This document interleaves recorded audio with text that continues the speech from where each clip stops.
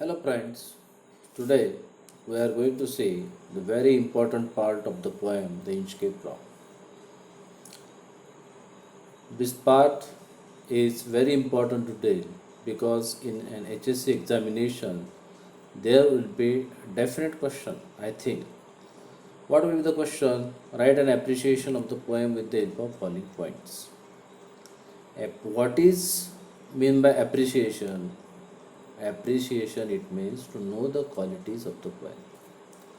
आता कवितेच्या क्वालिटीज पाहायच्या म्हणजे काय पाहायचं तर बोर्डाला आपल्याला प्रश्न दिलेला असतो की ॲप्रिशिएशन लिहा, खालील मुद्द्यांच्या आधारे ॲप्रिशिएशन लिहा. ते कोणते मुद्दे आहेत तर ते पॉईंट्स आहेत: poet, title, about the poem, the theme म्हणजे central idea of the poem, त्यानंतर पोएटिक स्टाईल्स आहेत, language style, devices, special features, message, values, morals आणि शेवटचा जो पॉईंट असतो तो ओपिनियन. तर हा प्रश्न आपण आता या ठिकाणी डील करणार आहोत. तर मित्रांनो, कोणतीही कविता समजून घ्यायची म्हणजे नुसता मराठी अर्थ पाहून जमणार नाही आपल्याला, तर त्याचं ॲप्रिशिएशन आलं पाहिजे. बोर्डाने जे काही आता बदल चालू केलेले आहेत त्या बदलांचा जर विचार केला, सुरुवातीला असा प्रश्न कवितेवर विचारला जात नव्हता, परंतु कविता शिकताना आपल्याला ॲप्रिशिएशन आलंच पाहिजे आणि म्हणून आपण हा प्रश्न या ठिकाणी घेणार आहोत. तर what are the quality? The first point is the poet. The poet Robert Southey is famous poet who belong to romantic school of poetry. आपल्याला माहिती आहे की हे जे कवी आहेत हे रोमॅन्टिक स्कूल ऑफ पोएट्रीच्या त्या पिरियडमधील आहे आणि अतिशय प्रसिद्ध कवी होते. He is famous for writing narrative poems. त्यांनी अनेक नॅरेटिव्ह कविता लिहिल्या आणि ही जी प्रेझेंट पोएम आहे इंचकेप रॉक ही एक नॅरेटिव्ह आहे. अतिशय सुंदर असा पीस आहे, एक बॅलड आहे आणि ते नॅरेटिव्ह आहे. It is also a dramatic poem. याला शेवटी तुम्हाला मी अगोदर सांगितलं की एक ड्रॅमॅटिक टच आहे. जो अंत झाला सर राज दरोवर यांचा, तर तो जो ट्रॅजिक एंड आहे तो एक ड्रॅमॅटिक आहे आणि म्हणून ही कविता ड्रॅमॅटिक पण आहे आणि तशी ती नॅरेटिव्ह पण आहे. मग कवी म्हणतात की this poem gives the message to be good. Next point आहे की या कवितेमध्ये the title, I have also expressed you, I have told you that this title is self-explanatory.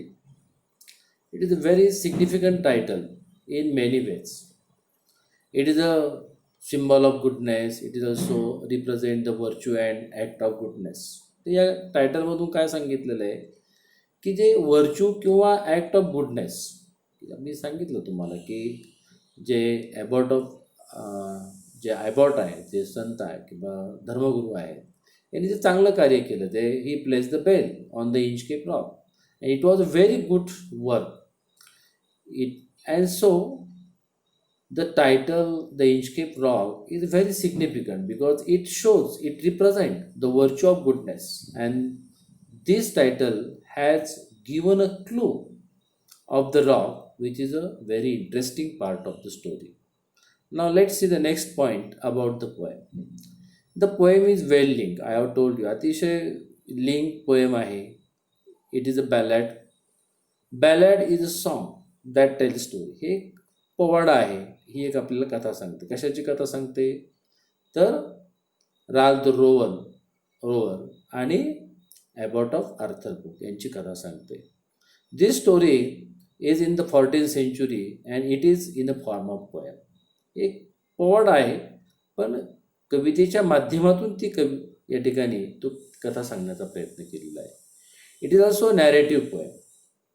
तर कवितेचे जर आपण काही पॉईंट पाहायचा प्रयत्न केला तर सर्वात महत्त्वाचं कोणता पॉईंट आहे? It is a narrative poem, it is in a form of poem, it is a Ballard, it is well linked and this poem has 17 contract because it has all the stanzas are consist of 4 lines. And what is the rhyme scheme of the poem? A B B. These poems depict the story of an Inchcape Bell and the generous abbot of the Arthur Poe and the jealous Ralph the rover. म्हणून या कवितेत अजून काही जर मला सांगायचं ठरलं तर असं मी सांगेल की there are two imaginary which are used by the poet Robert Southey. What are these two imaginary? Visual imaginary and sound imaginary. आता पहा, काही ओळींमध्ये व्हिज्युअल इमेजनरी आलेली, परंतु पहिलं जे कडवं आहे किंवा दुसरं कडवं आहे ते जहाज शांत आहे, तर एकंदरीत वातावरण शांत आहे, लाटा स्थिर आहेत. तर हे जे किंवा पक्ष्यांचं वर्णन केलेलं आहे, तर त्यावरून वातावरण शांत होतं आणि वातावरण कसं होतं, आनंदी होतं. तर ही व्हिज्युअल इमॅजिनरी आहे. आणि साऊंड इमॅजिनरीचा विचार केला तर रिंगिंग ऑफ द बेल, त्यानंतर गर्गलिंग ऑफ द बेल, हे जे शब्द वापरलेले आहेत त्या शब्दांवरून असं समजून घ्यायचं की हे काय, एक साऊंड इमॅजिनरी आहे. The various moods are also expressed. At the beginning, we know that this poem begins with a happy mood and ends with in a sad mood. तर पुढचा जो पॉईंट आहे तो आहे theme. This poem has a moral theme. I also explain it. तर ह्या कवितेची theme आहे ती एक मॉरल आहे, एक नैतिक उपदेशातून केलेला आहे. The poet that teachers something it is also called a didactic poem. A didactic poem म्हणजे काय? एक उपासात्मक पोएम आहे. That teachers something. The poem depict the poetic justice that crime gets its own punishment.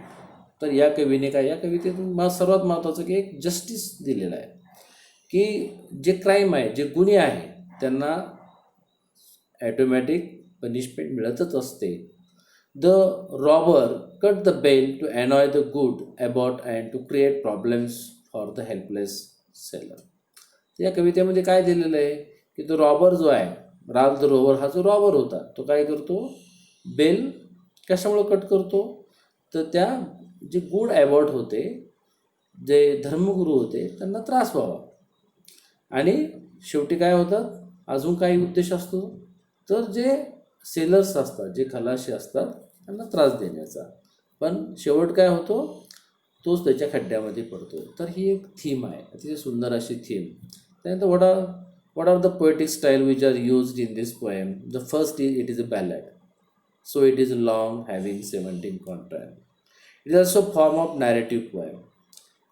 ही एक कविता narrative स्टाईलने लिहिलेली आहे. The poet has narrated it in a very simple language. अतिशय साध्या भाषेमध्ये ही कविता लिहिलेली आहे.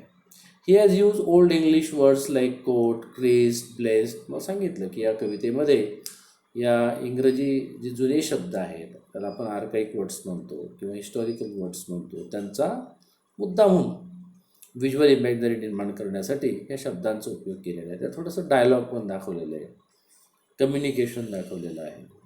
Alliteration and personification are important figure of speech implied throughout the poem. या कवितेमध्ये सर्वात महत्त्वाचे दोन अलंकार आहे. ॲलिट्रेशन पहा, मी तुम्हाला सांगितलं की ॲलिट्रेशन म्हणजे अनुप्रास अलंकार, आणि दुसरा अलंकार आहे पर्सॉनिफिकेशन. अनुप्रास म्हणजे काय, जेव्हा एखादा शब्दाचा इनिशियल साऊंड, सुरुवातीचा ध्वनी जेव्हा तो प्लिझिंगली रिपीट होतो. आणि अशा अनेक ओळी आहे या ठिकाणी, अशा अनेक उदाहरणं आहेत. तुम्ही पहा की एस साऊंड किंवा बरेच साऊंड जे आहेत की ते रिपीट झालेले आहे एका एका ओळीमध्ये, आणि म्हणून ॲलिट्रेशन हा अलंकार या कवितेमध्ये भरपूर वापरलेला नव्हे असं म्हणावं लागेल की कवीने या कवितेमध्ये ॲलिट्रेशन या अलंकाराचा वर्षाव केलेला आहे. पर्सॉनिफिकेशन पण तेवढाच वापरलं. तुम्हाला सांगितलं की सुरुवातीच्याच कडव्यामध्ये त्या जहाजाला सी म्हटलेलं आहे, हर म्हटलेलं आहे, प्रोनाउन वापरलेले आहेत. तर हे प्रोनाउन वापरून ते काय केलेलं आहे, मनुष्याचे गुण त्या जहाजाला देण्याचा प्रयत्न केलेला आहे. आणि म्हणून आपण त्याला पर्सॉनिफिकेशन म्हणतो. When the human qualities are given to the non human object. What is the definition of the personification? When the human qualities are given to the non human object at that time we can say it is a personification. आणि अशा अनेक उदाहरणं या ठिकाणी वापरण्यात आले. अजून कोणकोणते अलंकार वापरलेले आहेत? मेटॅफर वापरलेले आहे शेवटच्या कडव्यामध्ये. त्यानंतर सिमिली वापरलेलं आहे, ॲज कम्पॅरिझन वापरलेली आहे. असे त्यानंतर इन्व्हर्जन अलंकार वापरलेला आहे. आणि मी कविता शिकवताना या सर्व अलंकारांचा मागच्या व्हिडिओमध्ये मी तसा उल्लेख केलेला आहे. त्यानंतर सर्वात महत्त्वाचं म्हणजे ही कविता एक क्वाट्रेनमध्ये आहे. अनेक क्वाट्रेन या ठिकाणी 17 क्वाट्रेन्स आहेत आणि म्हणून असं म्हणावं लागेल आणि त्याला एक यमक दिलेलं आहे. म्हणून what is the rhyme scheme of the poem? The rhyme scheme of this poem is A B B. Now let us see the next point. What are the special features of the poem? It also provided the supernatural elements of darkness and the drifting of the sea. शेवटच्या कडव्यामध्ये पहा, एक असं वाटतं की कुणीतरी सैतान मोठमोठ्याने ती घंटा वाजवत आहे आणि ती मृत्यूदेवता त्याला त्या राल रोवरला असं वाटतं की आपल्याला खेचत आहे, बोलवत आहे. तर ही जी सुपर नॅचरल एलिमेंट आहे हे या कवितेचे एक स्पेशल फीचर्स आहे. The poet has added different moods like happiness and sorrow. I have told you at the beginning, this poem begins with happy mood. Everything was very calm and quiet. The birds were also there. There was the tides were not rising high. तर हे सगळं जे म्हणजे वर्णन केलेलं आहे त्यातून तो मूड कसा वाटला आहे? हॅपी वाटलेला आहे. आणि कवितेचा शेवट आहे की त्या राल क्लोवरला असं वाटतंय some ever was drifting is safe and he knew his own death. आणि ते जहाज फुटतं त्याच्या खडकावरती आणि त्याचा अंत होतो. म्हणजे कवितेची जे शेवट आहे तो काय आहे? अतिशय दुःखात्मक आहे. आणि म्हणून या ठिकाणी दोन्ही मूडचा उपयोग या ठिकाणी कवीने केलेला आहे. उत्तम असा उपयोग केलेला आहे. And that's why this is the special feature of this poem. What is the message? Now see what are the values or morals in the poem. We know that throughout the poem the poet is narrating and is telling to us through the story that as you sow shall you reap. जसं आपण पेरतो तसं उगवतो. आणि म्हणून आपण लिहिलं the moral of the poem is as you sow so shall you reap. Or evil digs a pit for others but falls into the same. म्हणजे जे वाईट लोक असतात ते काय करतात? स्वतःचे जे खड्डे आहेत ते दुसऱ्यासाठी नाही खोदत तर ते स्वतःसाठीच खोदतात. The rover cut the bell and he falls into his own action but it become late. तर अशा प्रकारची ॲप्रिशिएशन आहे मित्रांनो. हे व्हिडिओ माझे जे आहे ते काय करा नेहमी ऐकत चला, आपल्या मित्रांना पण सांगा. आणि मी तुम्हाला I always request you that if you like these videos, I know that definitely you will get more benefits if you listen these videos again and again with the help of your textbook. I request you to subscribe it and to tell your friends to subscribe it. Okay? Have a nice day to you. Thank you.